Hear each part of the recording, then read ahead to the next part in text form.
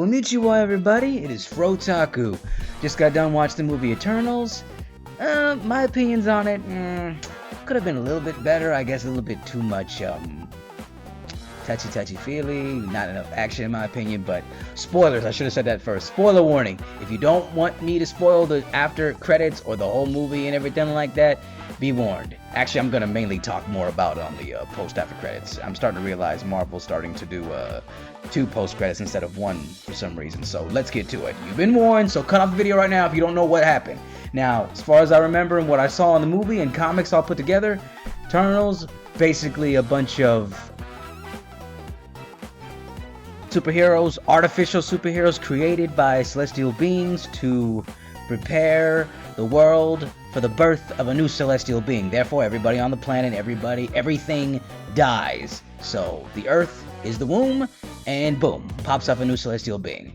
Now, that's the whole story thing, a part of it, or whatever. Basically, they're deciding, should we do this, should we not, yada yada yada, we're just, my whole life is a lie kind of deal. Now, post-credit.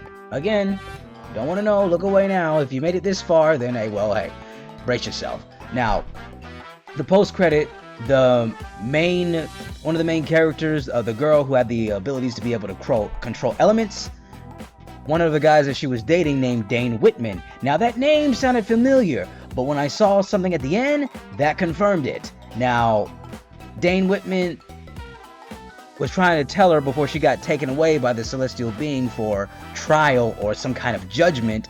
He said, I haven't really been honest with my family heritage. Now, nobody understood what he meant until after she was gone. Now, he goes back to his house or some location with books around. I don't know if it was a library or his house, but basically it was a building. And there was a briefcase, or just like a really big box. Now, he opens it up, and there's a writing on it. I forgot what it said. I think it said, death is released, death is what you want, or something like that of the sort. I do not remember the message. I only saw it, and I was just more concerned about the blade itself. And that's what it was. It was a sword. It was wrapped up, but I noticed something strange. When he reached towards the blade, like before he even touched it, the blade was already getting excited as if it was trying to reach out for him. It was reacting to his presence. And it hit me. He was the Black Knight, the wielder of the Ebony Blade. Now, a lot of people don't know what that is. That's what I'm about to tell you. Ebony Blade is a magical sword. It was forged by Merlin and Sir Percy. Now, Dane Whitman, I don't know if he's an immortal or if he's the bearer of the sword or maybe the offspring or the next candidate or something like that. I'm not sure. But what I do know is that the sword itself, the Ebony Blade, it's a symbiote sword.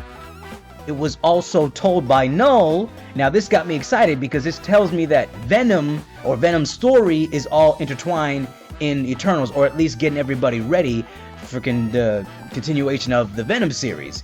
Now, the sword itself grants the wielder immense power, can cut through anything, can deflect anything magical. The Sword of Darkness, whatever you want to call it, the most OP weapon in Marvel Universe, or at least one of the top 10, I think. Now, grants the wearer all that power, but at a price. They become bloodthirsty and lust for power, berserker, and what does that sound familiar with? Venom.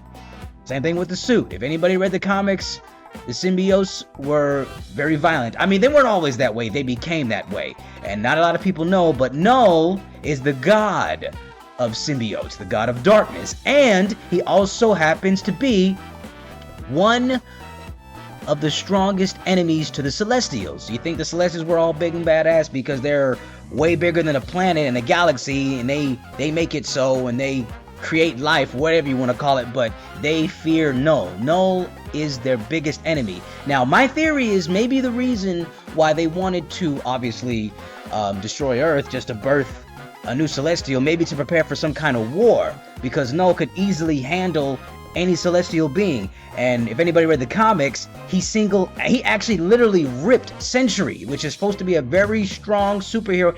He literally ripped him apart and absorbed the void. There's a lot more details, but I'm just going to be explaining again and again and again and again. So, but mainly with the post-credit, Dane Whitman is the wielder of that sword. Now, I don't know if he's cursed, as in he's immortal and he cannot die, because I think actually that's one of the many abilities of the blade. It also does prevent its wearer, wielder, I keep saying wearer, it prevents his wielder from dying. And it was actually from Noel's mouth telling the original wielder, yeah, you were lied to. This blade does a little bit more than that. Oh, and one thing I failed to mention too, that whole time he was joking throughout the Whitman guy, the owner of the Ebony Blade, that whole time he was joking about saying, oh, wizard this, wizard that, that was a cameo and a reference to what his origin. Now, they said he had an uncle.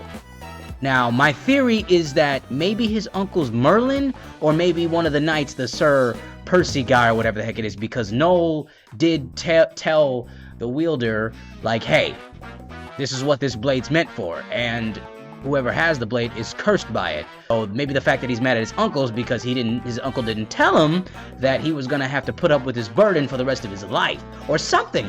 I don't know. Maybe because in that movie, every Eternal that actually did have a family member, did find love, did have a family, they were very quick to tell them about their origin, what they came from, like, hey, I know we're lovers, I know we're wife, I know we're a couple, blah, blah, blah, blah, blah, but, yeah, I'm a superpowered person or something like that. And maybe Dane Whitman says, oh, hey, we're not so different, so I guess that's why he finally decided to say, hey, yeah, if we do decide to move in together or be together, well, you know what, hey, at least we'll be together forever, because I can't die because I got some mystical blade that won't let me, or something like that. I don't know. Maybe. That's my theory. I'm not going to do any research on the comics because I'd rather be surprised and shocked, but just some of the basic reading that I have done, I kind of put two and two together. But I don't want to do too much because anybody who reads the comics, like most of the Marvel movies that came out, everybody was able to find out what's going to happen before it even shows it on the movie. But it depends, because sometimes in the movies they don't always stick to the comics, but we'll see. So that's my spiel on it. Now, Venom is probably one of the most OP characters, at least when he went against Null. Because apparently of one of the comics where Venom actually went up against Null, somehow he managed to get his hands on Mjolnir, which is the hammer of Thor, as well as the Silver Surfer's surfboard, and somehow managed to combine them suckers into some cool looking battle axe and beat the crap out of Null with it and helped him finish him off. There's more to the story I don't know much about, but just the movie itself, the post credits, we're going to be hearing about the Black Knight. Venom is going to be involved, and Null, which is the god of symbiotes, the god of darkness, and the powerhouse to beat the crap out of all the Celestials. So I'm really getting excited, and I hope you guys are too. Stay tuned for all the upcoming Marvel movies, especially Venom. This is gonna be wild. Till next time, sayonara.